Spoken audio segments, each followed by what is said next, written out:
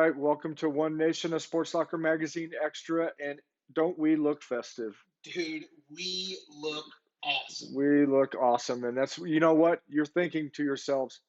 Why is Jay in the same picture as Kirk?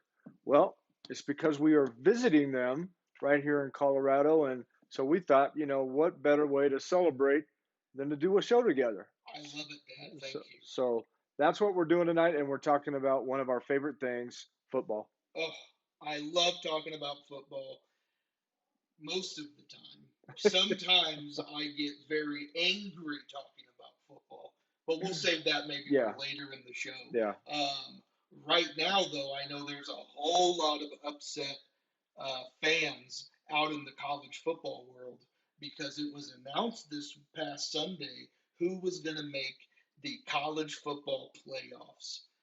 And there was a major upset that happened in college football this past weekend. That's right. And I want to make sure that if you have opinions, we want to see your comments. We want to see your thoughts on the state of college football. Did they get it right? Did they not get it right? If they didn't get it right, what team would you have put in there?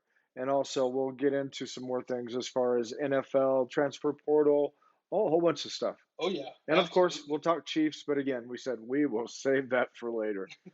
All right, Jay, why don't you kick some things off and talk a little bit about the college football playoff? Yeah, so going right to the playoffs. So we actually got to watch it. We were decorating gingerbread houses, and Decorating I gingerbread uh, I houses. flipped on ESPN at 10 a.m. our time here in Colorado because I had to see who are they going to pick for the college football playoffs. And the top two teams, it went as expected. Number one, Michigan, and number two, Washington. So those two are in it, Hmm. guaranteed. They have an undefeated record. Um, and so, who's going to be playing Michigan? Who's going to be playing Washington? And so, the first thing they gave us was number three. And so, number three is going to play number two, Washington. And they picked Texas, 12-1 Texas. They are the Big 12 champions. They beat Alabama this year, early in the season, back in September. And so, a lot of people were saying you can't put Bama in and not put Texas in because Texas beat Bama. Right. And the big controversy this weekend was Bama upset Georgia, the two-time defending champions Georgia, on When a 29 game win yeah, streak. 29 games. Wow. And Bama came in and beat them. And so a lot of question is between who's going for that last spot. Well, they gave that third spot to Texas. So Texas did get in. And so on Monday, January 1st, New Year's Day, you will be getting number three Texas versus number two Washington for the college football playoffs. And I'm excited about that matchup. That's going to be a good game. Going to be a good game. The other one, which you're going to get into, is going to be a real good game too. I mean, there was a lot of controversy going on with Michigan going on into the end of the year with Yep, all the different things with what they, the cheating scandal and that's all right. that kind of stuff. Jim Oh, Harbaugh got had to sit out 3 games, and I mean, I think it was kind of clear Michigan was taking signs from hmm other teams. They kind of had a leg up on the competition, and because of that, like you said, Jim Harbaugh got suspended for 3 games. hmm He did come back this past weekend. Michigan played. They won, which is again why they were undefeated. They hmm were the number one pick by the college football playoffs, which I think is the correct decision. Um, Here's where it got controversial. There was another undefeated team, FSU, Florida State University. They won. They're 13-0. They're undefeated. They are the ACC champions. They are the champions of a Power Five school undefeated. Anytime in college football playoff history, an undefeated Power Five hmm conference champion has made the college football playoffs. and they took care of business. They did, They but did. the college football playoff committee, they were looking at something in particular that happened to kick Florida State out. Why don't you go ahead and tell a little bit about what happened there? Yeah, so the quarterback for Florida State, Jordan Travis, he broke his leg. He is their star quarterback, and he broke his leg 3 games ago. Mm-hmm. And so since then, they've limped to this undefeated record. The second string quarterback did take over. He got a concussion. He was not available for this ACC championship game against Louisville. Um, and they had their third string freshman quarterback in the game. Now, if you watch that game against Louisville, it was not a good looking It game. was not pretty. I had it on. Me and Kirk watched some of it. It was not pretty. Louis, it wasn't pretty on both sides. FSU couldn't move the ball on the offensive side, but their defense, unbelievable. They were shutting Louisville down in an embarrassing fashion. Louisville should have won that game, in my opinion. Mm-hmm. They kept getting the ball back. They had so many opportunities, but that defense from FSU just kept shutting them down.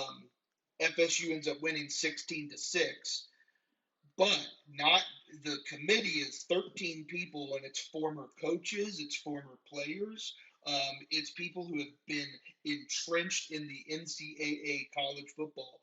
They look at a lot of things. The strength of schedule is one, which FSU did not have a very good strength of schedule. They look at the record. They also look at players available, and that players available is the big category that they looked at, and they said, you don't have your top players here. We're sorry, you're not in the college football playoffs. And who they did put in was the SEC champions, Mm-hmm. Alabama.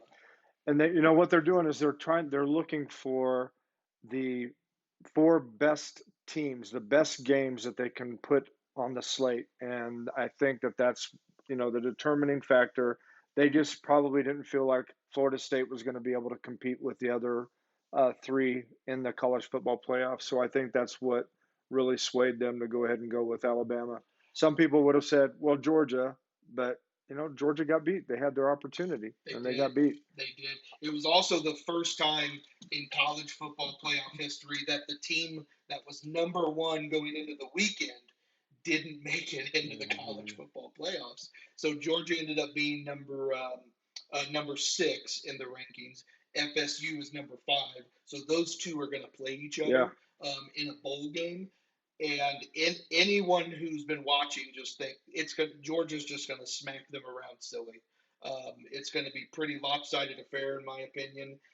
I think it's fair what happened to FSU? No, it's not fair. Do I think it was the right decision? Yeah, Yeah. I do. Because at the end of the day, um, that Alabama versus Michigan, that is going to be an exciting, intense football game. And I do not think FSU Michigan would have been that Yeah. exciting. Most people watching that can see that they are lower tier since they lost their starting quarterback. What do you guys think about that? Do you think that they got it right, or do you think that they should have had a different team or teams in the college football playoff? Make sure you put in the comments whoever you think, and maybe also who you think is going to win in those two matchups. You've got Michigan and Alabama. That's That's going to right. be one big game right there. Yep. And then you've got Washington and Texas. Who you think is going to win those games? And then who do you think is going to play and win the national championship? We'd like to see that. I'd love to see that. What's your thoughts on that? So yeah, I will say this: it was funny. So they showed the announcement of who Michigan was going to play because it was going to come down to FSU or Alabama. They showed the clip from Michigan. They were watching it. They were in like this big gymnasium. They had the big screen on. It looked like nice tables were set up. They were having like a luncheon. And as soon as it was announced Alabama, the whole room, you heard the oh, the groans. Michigan was hoping it was going to be FSU that got picked. And when they found out they were playing Bama, the groans were very loud. And I think that's fair Yeah. because Bama is on a tear right now. Mm-hmm. They are not the same team they were when they were beat by Texas, even in early September. They went through, they were rotating 3 different quarterbacks. Mm-hmm. They ended up landing on Jalen Milroe, and that kid has turned into something special. I think Bama is going to beat Michigan. That's my thought too. I think, they've played a much tougher schedule. They Yep, played against some very good teams. They beat a good Georgia team, but yet Georgia had been flirting with losses all year long. I yep, mean, yep. Mizzou played them close, and they had several other games that were close, and they had to come from behind to win. I mean, they got the job done until this past weekend, and they only lost by 3 points. But Georgia's tough. I don't Yeah, care who you are. That is one of the, if not the toughest team to beat in the league. yeah. And Bama just did it. I think they're going to have a good game plan. They're going to go in and beat Michigan. What do you think about Washington and Texas? Who's your pick there? You know, I feel like this might just be the old Big 12 still inside of me, but I've been loving watching Texas play. They have been putting together some fantastic games. I think Texas is going to beat Washington. I have both underdog teams winning. Their only loss this year was to Oklahoma, That's right. and Oklahoma was at that time playing very good football. They had a few injuries, and then they got knocked off and out of everything. So um, I'm in agreement. I think Texas is going to win too. So here's the interesting thing with that matchup: you've got the SEC champion in Alabama playing against the Big 12 champion and future SEC member Texas. Texas.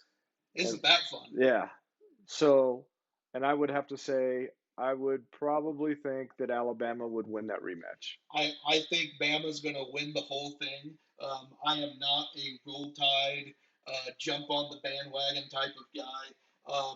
Some of the best days are watching Bama lose, and I thought that was going to happen a couple weekends ago.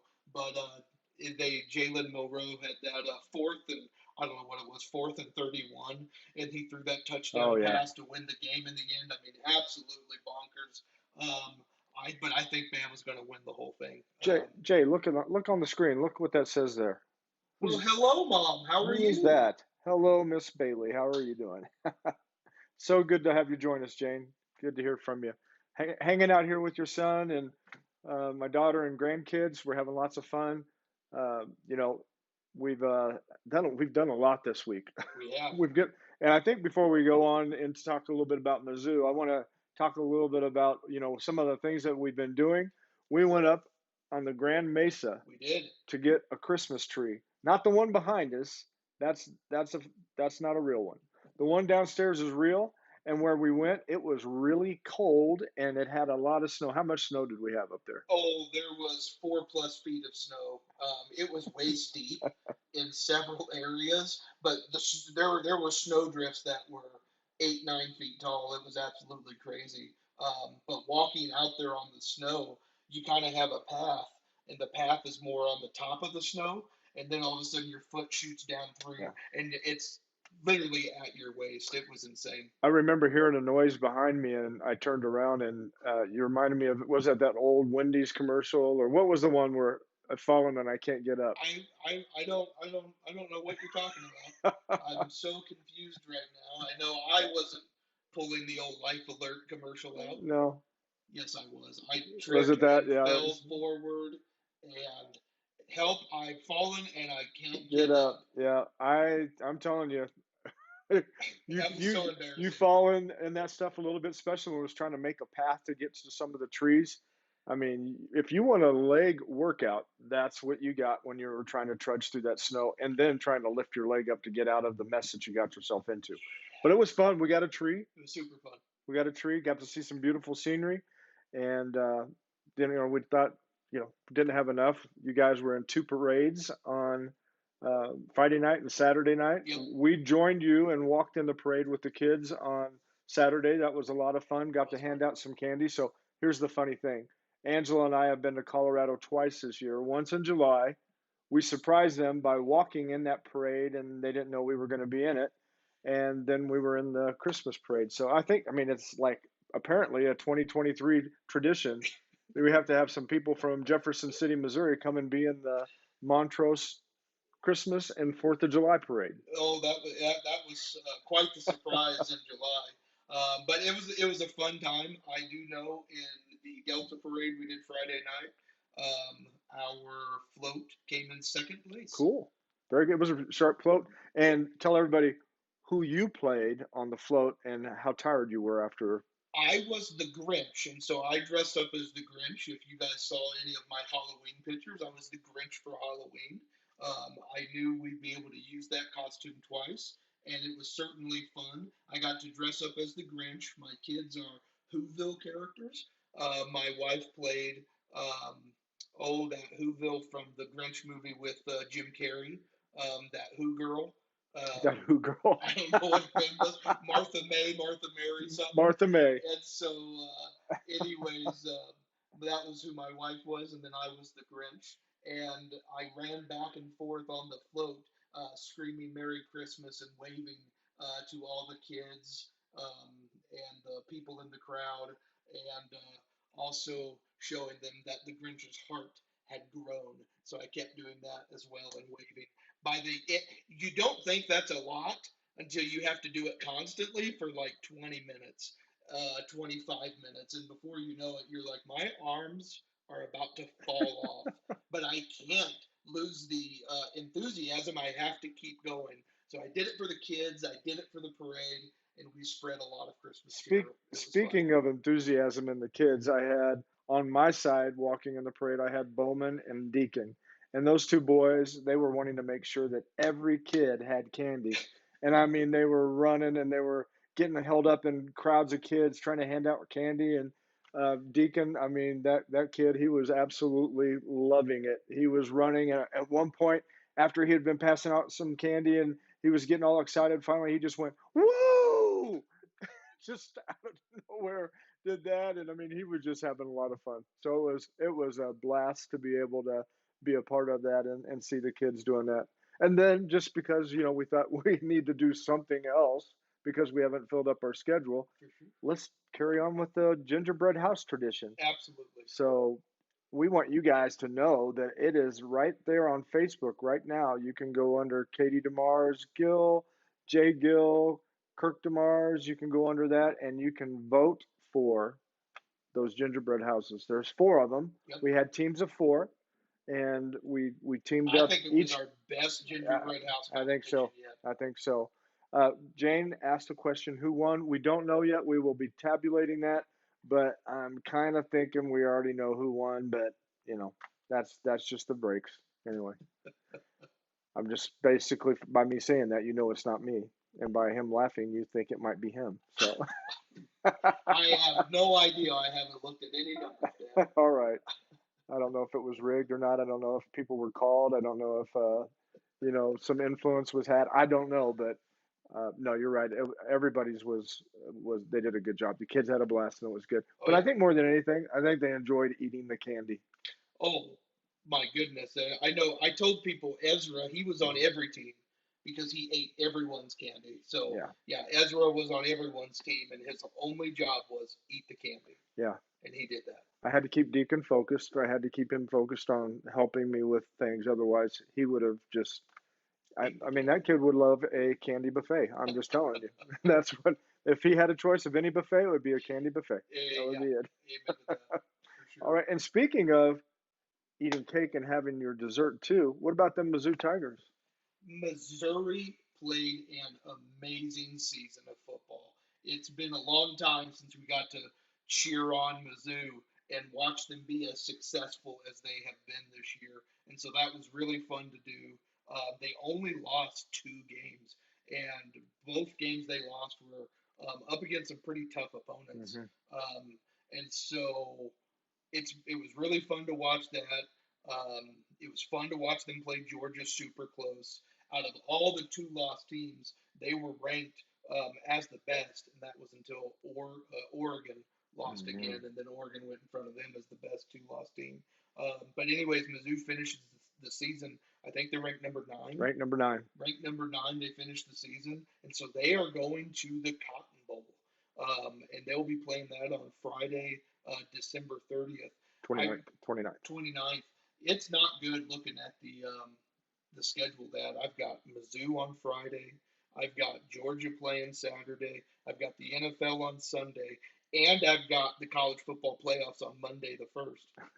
I'm telling you, that's 4 days in a row. I'm watching some football. Yeah. So I'll Love you, just, babe. You yeah, I'll better just tell get the snacks ready. Kate, just whatever you got to do to survive. That's all you got to do. But on that Mizzou game, they drew Ohio State is who they are playing for the Cotton Bowl.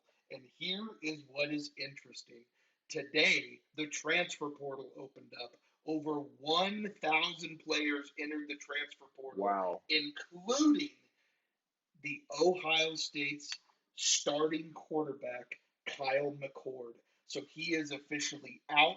He Ooh, is not bowl eligible to play because he has entered the transfer portal. that's crazy. So the transfer portal has totally changed college football, being being able to let the kids decide where they want to go play, and they get to enter it and go, and they can get picked by any other college. So by by them allowing this, it has changed how universities treat their players. They used to pretty much, in my opinion, hold them over the barrel, and they have them just dead to rights. Like you're on our team. There's nothing you can do about it. Well, now these players, the ones who actually play the game, the ones who actually make the university all this money, they have a say in how they're treated, where they want to play, and who they want to play for.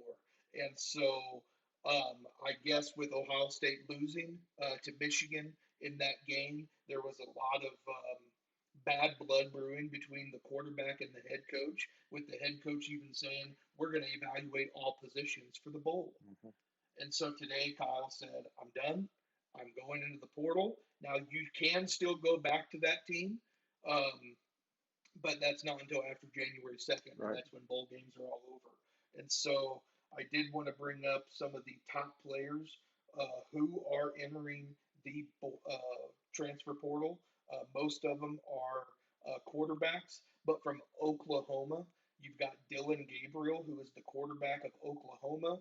Um, he's got one more year left, one more season of eligibility. And so if he is not going to the NFL draft, he will be transferring and playing one more year, which most people are assuming he's going to play one more year. Hmm. You've got Cameron Ward, who was the quarterback of Washington State. Now they did not have a good record. Washington State, they ended at 5-7, but Cameron Ward is one of the best quarterbacks in college football. One year he threw, this was just 2 seasons ago, over 4,500 yards. And so people are very excited about him Time, entering. time out real quick. Yeah. Time out. You know, there's a Michigan fan watching the program right now. I just saw Nick McConnell is watching the program. How you doing, Nick? Hey, Nick, how you doing? Really sorry that Michigan drew Bama for the college football playoffs. Was really hoping they would get FSU. So turns out we're going to have a big game coming up. So very excited about that. But Nick, good to hear that name. Absolutely. Haven't heard that in a long time. Um, Speaking on Ohio State, there was another player, a receiver that is joining Kyle McCord in transferring, um, and so that is the old number one ranked receiver, Julian Fleming. He was the number one recruit out of 2020. He only had 29 catches this past year. Not as successful as another receiver I want to talk about on Ohio State. But anyways, he's also joining the transfer portal, and so he will not be playing Well, for Ohio State against Mizzou in that game either. and before you get to that, and before we have our pick of Mizzou, Ohio State, Perfect. I want to say also we got Kelly Jo Pettit is watching and Tammy Amend is watching. Also, wanted to say, any of you that are watching, if you have any opinions on who you think or deserves to be in the college football playoff and who you think is going to win, we'd be happy to hear from you on that. So, all right, Jay, we go ahead and finish up with the transfer portal. We'll Yeah. do our pick for Mizzou, Ohio State, and then we'll take a break. I think the transfer portal stuff is wild. I love it for college football players. I'm ready to make my pick for Mizzou versus Ohio State. Well, who do you think? Mizzou all the way. Ohio State, they now have to get another quarterback trained up and ready.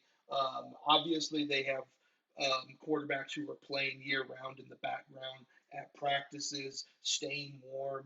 But that is not the same as playing in a game, and that's definitely not the same as playing in a bowl game. These games are fast paced, they're a lot of fun, and with today's news, I don't know which way I would have gone. I probably would have been leaning more Ohio Hmm. State, but with today's news, I'm going Mizzou, M-I-Z.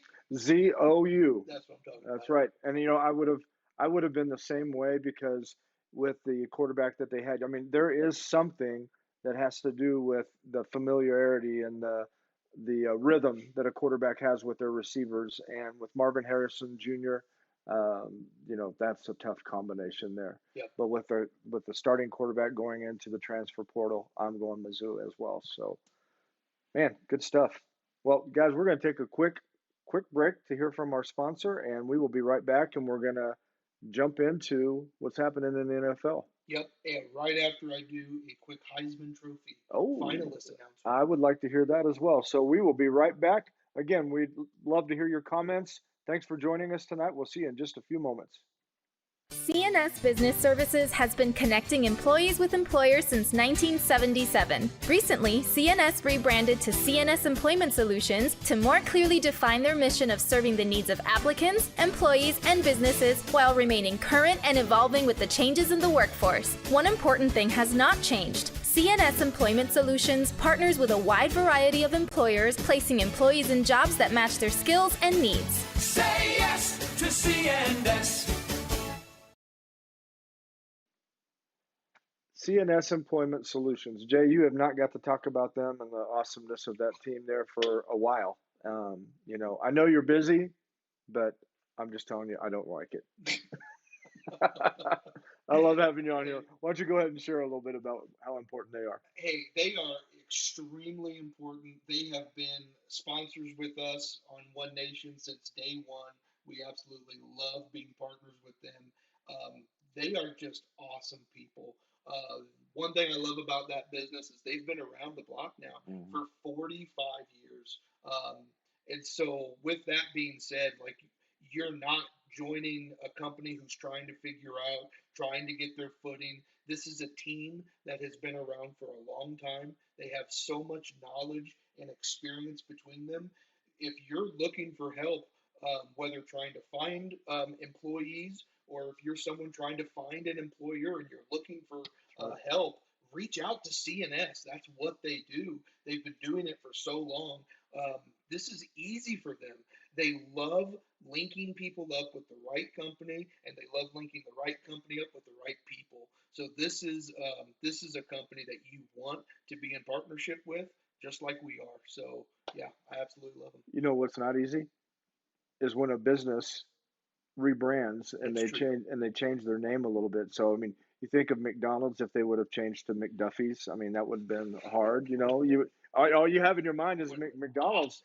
but CNS Employment Solutions is the new name, and it took me a little bit to keep that right. But I mean, Yep. same fantastic group of people doing Yep. the same fantastic things right there in mid Missouri. So we appreciate them.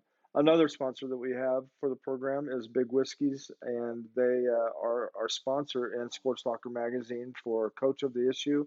And coaches are so important, and they mean so much to the players and the individuals that they coach and mentor. And so we just want to give a shout out to all the coaches out there. Thank you for all that you do, and thank you to Big Whiskeys for being that sponsor.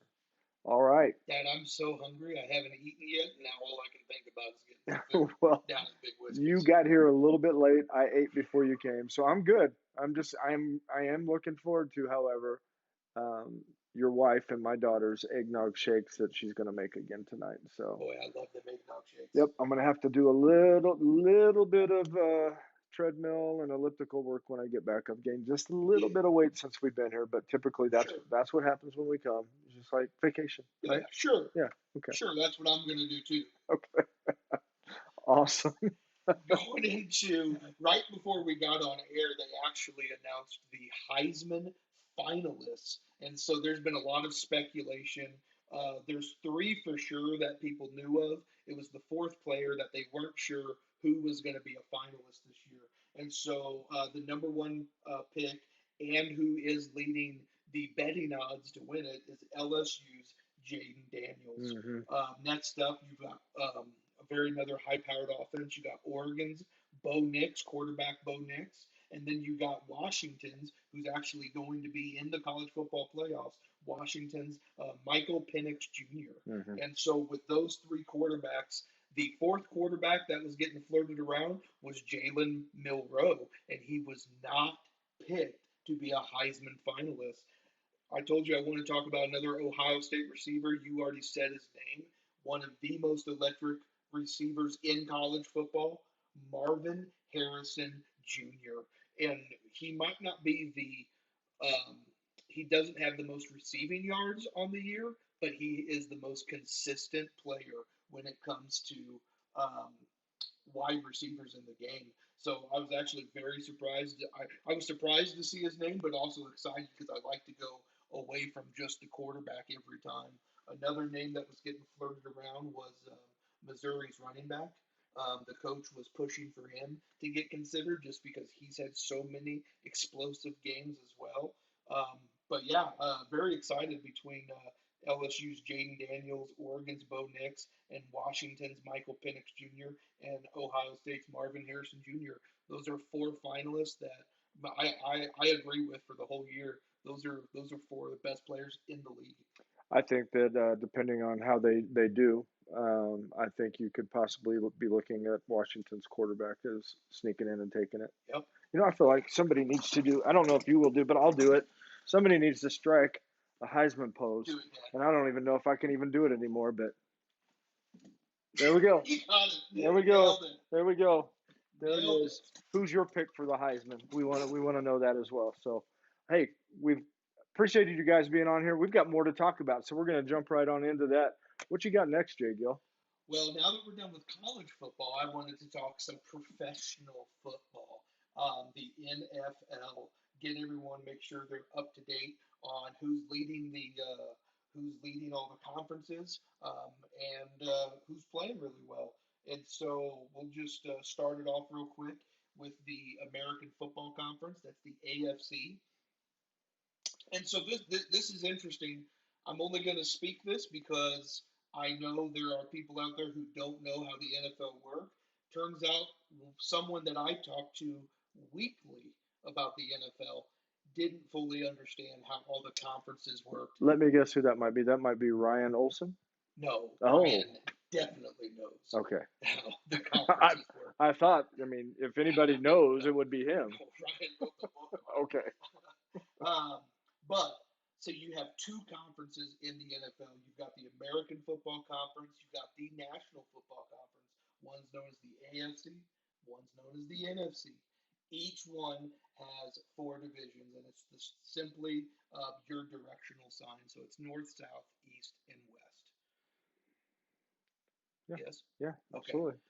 Now, out of each of those divisions, in each one, the winner of every division goes to the playoffs. And so, out of the American Football Conference, you've got the North, South, East, and West. The winner of each division goes to the playoffs. There's four teams in every division. And then on the NFC, you've got the winner of the North, South, East, and West. They also go to the playoffs. There's also the wild card. And so you have wild card teams that get picked as well to go compete in the playoffs. And how many wild cards get picked? That would be 3 Mhm. wild card spots. It used to only be 2. Right. They expanded that to 3.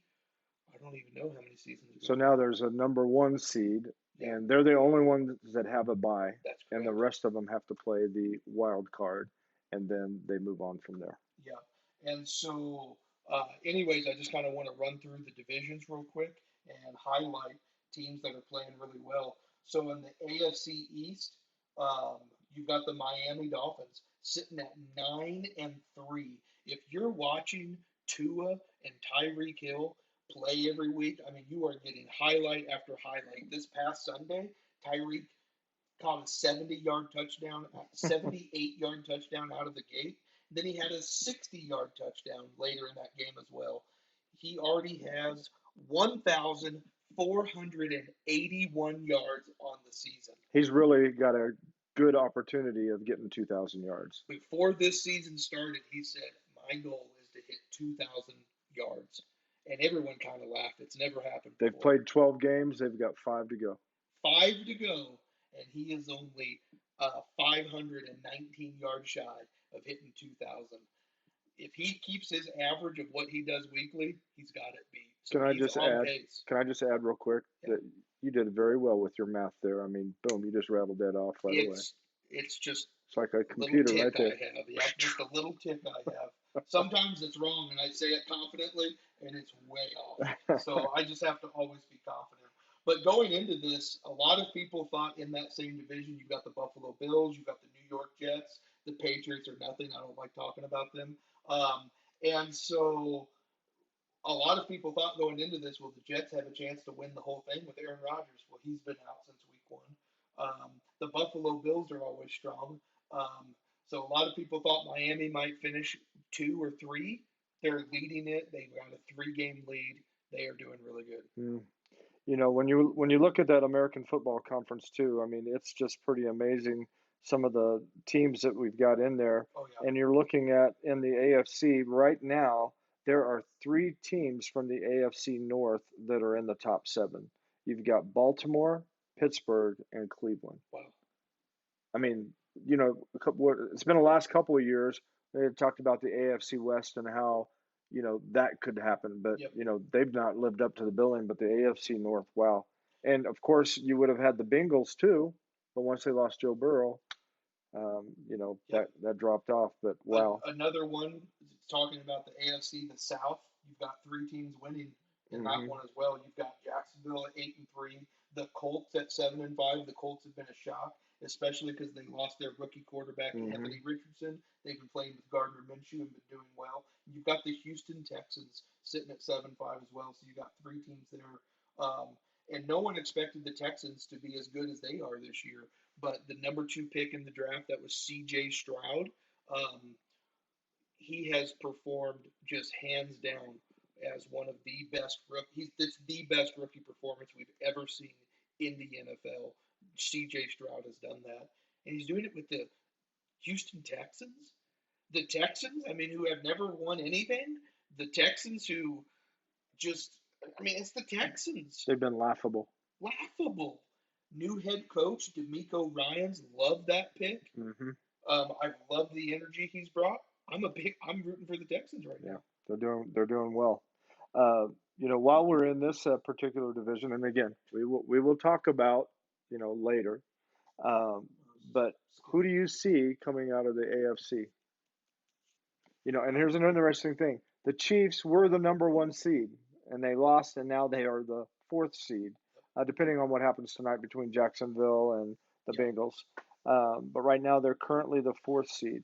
However, if any of those teams falter and the Chiefs win out, the Chiefs will still have the number 1 seed because they still have only lost 1 game in their conference.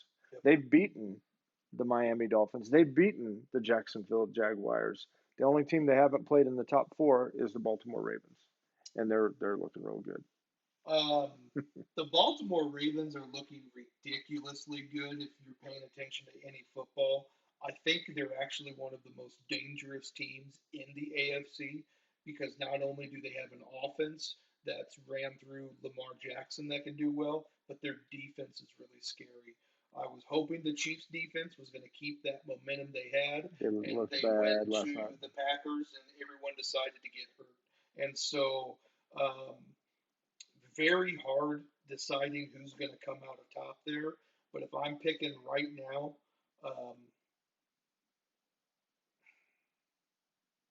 I'm a homer.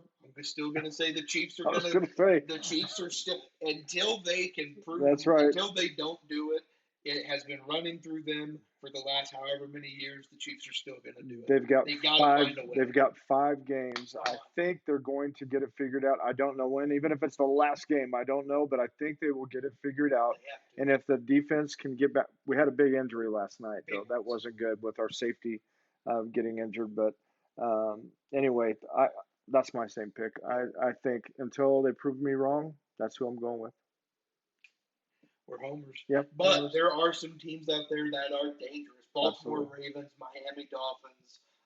I mean, it is awesome to see how competitive the AFC is. Jacksonville wouldn't be an easy out. Still, No. even though we beat them, they wouldn't be an easy out. Yeah. So, all right, let's go to NFC. The NFC, and you've got it's interesting because the best of the best in the NFC are really good, but there's a lot of bad in the NFC. And so when you start looking at this, there's not one division where there's only one division where there's two teams that are successful and have a winning record. Other than that, every other division you have one good team. Well, besides the NFC South, all teams suck. Um, but you have one really good team, and the rest of the teams are either losing records or a tie record. Real quick, we'll go NFC East. You got the Philadelphia Eagles sitting at 10-2, and the Dallas Cowboys at 9-3. Both of those teams look unbelievable. The Cowboys were used to this in the regular season. They always look so good. It's the playoffs. Can they do it in the playoffs? I don't know.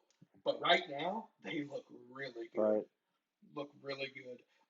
The Philadelphia Eagles, it is so crazy to see a team lose the Super Bowl, come back and perform this well. This doesn't happen often.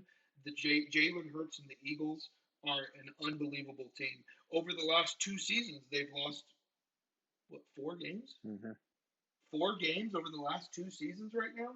Like it's unbelievable. It's funny. I was watching an interview with Jalen Hurts. He had just got to the NFL, and he was being interviewed, and they said, "Well, you're not used to losing. Um, in the last 2 seasons in college, you've only lost 3 games. The NFL is not going to be like that. Are you sure you're going to be able to handle it losing in the NFL?" And he said, "We'll see. Yeah. We'll see Yeah. if I lose in the NFL." That boy is not losing in the NFL, I'll Well, tell you that. the interesting thing about them too is that while they haven't looked as explosive and as good as they did last year, but you have to remember that they have a new offensive coordinator. Yep. And then also a new defensive coordinator, don't they? Yep, they lost both. So they lost both of their coordinators, and yet they are still there with. Now they got blasted pretty good by San Francisco yesterday. But they still have the best record in the league right Yep. Somebody's calling me. I'm going to put that on mute real quick. All right. And then heading over to the NFC North, you've got one really good-looking team, and that's the Detroit Lions. Who thought we'd be saying that? Not in the 1990s. And so the Detroit Lions are 9-3, and they look really good as well. Love to see that they've continued that win streak they had last year. They ended the season with, I believe it was a 7-game win streak. Mm-hmm. And they've continued that going into this year. They're sitting at 9-3. Love what the Detroit Lions are pulling off and doing. Real quick, I'll touch on the NFC South, and that's just like last year. We don't know what's going on in the NFC South. There's not one winning record team. You've got the Falcons, who are sitting with the best record at 6-6. Mm-hmm. Then you've got the Bucs at 5-7 and the Saints at 5-7, and the Panthers at 1-11. The Panthers have been a complete joke, even though they had the number 1 draft pick and they traded their future away for that draft pick, and it's not looking good. It's looking so bad they fired their head coach, who's only played this season. Yeah. He's played 12 This was games. his first year. His first year. He's at 1-11. They said the Bryce Young pick is one of the reasons he's been fired, because he is not performing as well as the number 2 pick, C.J. Stroud. Anyways, the South is totally up in the air. It depends on whether the Falcons, Bucs, or Saints want to play in the postseason, and none of them are acting like they do. So we'll just see how the rest plays out. But the South is a mess. The AFC West, though, one of the best teams in the league, the San Francisco 49ers.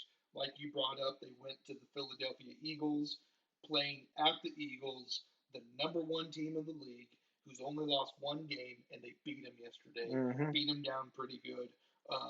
And so, yeah, San Fran, even though they're still a game behind Philadelphia, to me, they are still the team to beat out of the NFC. they are the best team in the NFC. Well, it's kind of crazy as you look through the NFC. You've got the Eagles at 10-2, the 49ers at 9-3, and then right now the fifth seed, well, excuse me, Detroit, third place at 9-3, and the fifth seed, Dallas Cowboys at 9-3. The fourth seed, Atlanta, is 6-6. The six is 6-6. The seven is 6-6. The eight is 6-6. Nine is 6-6. Yeah, you talk about, I'm like you telling you, said, they've got really good teams at the top, wow. and then it is just trash from there. And that's not how it is in the AFC. In the AFC, you've got a lot of highly competitive teams playing, and that is just the opposite of what the NFC All the is. way through to the eighth seed on Houston. They are at 7-5. Everybody else is, above that. And then once you hit the Broncos at number 9, which again, that's been quite amazing, them coming back, but Oh, they're absolutely. six Five and games. six too. Yeah, So yeah. They out of their last 6 games, they've won 5 of them. yeah. So So who are you picking out of the NFC? the 49ers. 49ers? 49ers. I'm picking the 49ers to come out on. That is the team to beat. That is who is going. In my opinion, they're going to go all the way to the Super Bowl. I'm going to go back with the pick that I had at the beginning of the year. I'm going to go with the Eagles, Chiefs Eagles. And the reason why I'm going to go with the Eagles, I believe when you have teams like this, it's hard to beat a team a second time. And we've seen that in the AFC when you've had, like, Buffalo would win a game during the season and the Chiefs would beat them in the playoffs. We struggled with the Bengals for a while, but finally we're able to beat them. But it's hard to beat a team twice in a year, especially of that caliber. Yeah. But a lot of it depends on the health of the teams too. I mean, one player knocked out from the 49ers, whether it's Christian McCaffrey, that would be a huge loss. It would be. Deebo Samuel, that would be a huge loss. When you lose somebody like that, that can affect a game, just like what we were experiencing a little bit last night with the Chiefs. So, are you ready to talk about that now? Man, that was a rough game last night. So, if any of you guys are Chiefs fans like myself, like Kirk, that was a rough game last night. Yep. Not excited at all. I hated watching us get our offense down into the red zone twice just to kick field goals. We could not do anything down in the red zone. It was like we were our own worst enemy. I mean, we got sacked twice on one particular series Yep. to put us in the field goal range. Then we were down there and we got a defensive or an offensive holding penalty, put us back 10 yards again, making it difficult to get in there. And what did I see as a statistic last night that we are the number one most penalized team on the offensive line in the league. That's you don't want to be number one in certain categories, and that's one of them. That is definitely one. Jawan Taylor is known throughout the league now as the man to get a penalty. It sucks. You can count on it. It sucks. You can count on it. Who was that penalty on? Guess who? Well, and it really hurt on the offensive line. We lost Donovan Smith. Yeah. He has that neck injury. We got him from the Tampa Bay Buccaneers. He is a really good player. He solidified that left side of the line, and we had to put in the second stringer from the second quarter on. That affects the team. That affects the offensive line. Like you said, it was very uncharacteristic. Mahomes is the least sacked quarterback in the red zone, and it happened three times last night. 3 times last night. So, again, something that doesn't happen often. A lot of people want to talk about the very end of the game. The very end of the game was so frustrating for me. I'm right there with you. But there was a lot going into that before that happened where I can't just blame the refs at the very end. But I will say, when you have a textbook pass interference call, you should probably call it. I mean, this is why we made this rule, to not let players do that, and they don't call it. That would have only been a little more obvious if they would have had a saddle on him.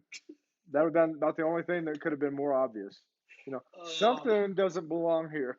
That was so. However, and I will say, just in defense of the one call that went against the Packers that was questionable, I feel like it was unnecessary roughness on Patrick Mahomes as he was heading out of bounds. but he was in bounds when he He got was hit. in bounds. He was. So They did not have to call that. right, And in my opinion, the Pacheco punch backed us up 15 yards, so yeah, that it kind of negated that. yeah, And so then it was that next play after all of that got negated is when we threw the ball and it was a pass interference call that didn't get called. yeah. And I don't know if the refs were just mad because there was the big scuffle and slowed everything down. So then they were like, we're just not going to call anything. I don't know what happened, but it was ridiculous. And the other one where I thought they should have called pass interference was the very last play in the end zone. I mean, I know it's hard to call that when you got all those bodies banging around, It's but hard on Hail Marys, but the big one was the push in the the back. push on in the Kelce. back on Kelsey, and I don't know that he would have been able to jump up and catch the ball, He's a big dude. but the bottom line was he was shoved from the back and taken out of the play. So, we can blame it on the refs, but they should have never been there in the first place. Nope. They just still haven't been clicking yet, and I'm still waiting to see that happen. I believe it's still going to happen. Reassure me, please. Dan, all I can say is I have been a lifelong Chiefs fan, Yes. so I have been through some pretty bad eras. You've been through even more than me. Yes. But I got one of the worst eras ever. I got to watch Romeo Crennel play or coach. It was so bad. I remember the season the player went to the facility and unalived himself. That was awful. All of that happened in that Crennel era. I mean, it was just truly a horrible time to be a Chiefs fan. And what came out of that was Andy Reid, Travis Kelce, Patrick Mahomes. Yeah. And so I love to see what the Chiefs have done. I have not given up on them at all. They are still a dynasty. And do not get me wrong. I mean, just like Jay said, absolutely appreciate where we are right now. But you're kind of used to that excellence and that they're going to figure things out. Unlike all those years where we had specific quarterbacks, there was Elvis Gerbeck.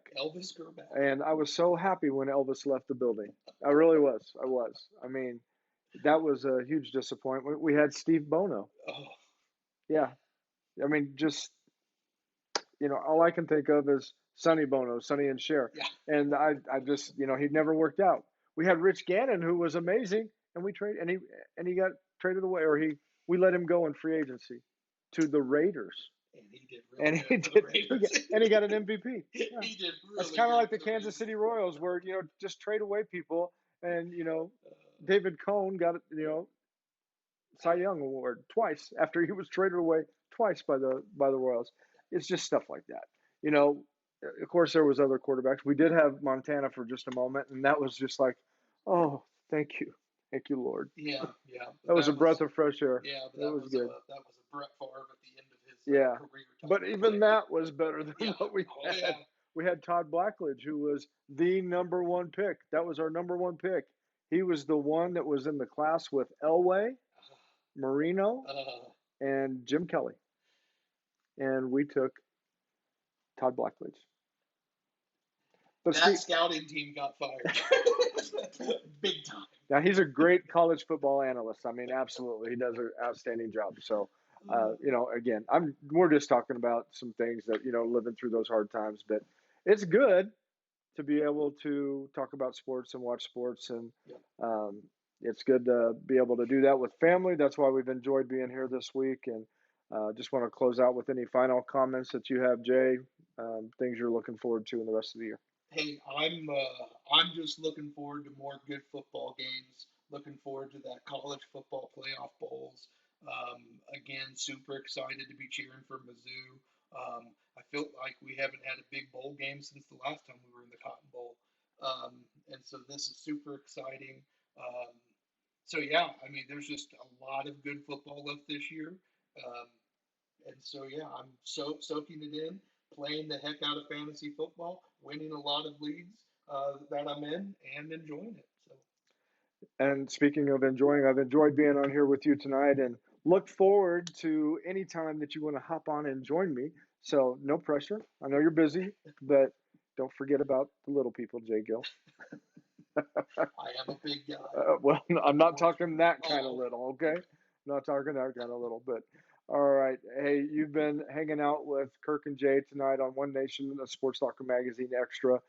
Check out the newest edition of Sports Locker that is in grocery stores now and should be in the mail. We've got some outstanding articles on some pretty amazing student athletes and coaches Absolutely. in there. You're going to enjoy a lot of those articles that are in there. And if The you, digital edition is live as of today, so get on there and check yep, that out. absolutely. And you can find that on sportslockermagazine.com. Hit the digital edition. All right. Well, thank you guys so much for joining us tonight. Again, we just really appreciate you hopping in and sharing your comments and sharing this with others. Any final? I'm going to let you sign out. Hey, like Kirk said, share this with your friends. We love bringing you different student athletes, different sporting events, different people local in the community onto this program just to share what their experiences are, what's going on, and keeping you guys informed. Tonight it was just me and Kirk hanging out talking football, but a lot of the other weeks it's we have guests on here. From the community, and so love having them on. But Kirk's on vacation, and so he just Yes, got to hang out with me. that's right. I was his He Christmas was my present. special guest. That's That's right. right. That's awesome. But yeah, we love you guys. Thanks for joining us. This is One Nation, a Sports Locker Magazine Extra. We'll see you guys next week, God, 7 p.m. God bless you. We'll see you then.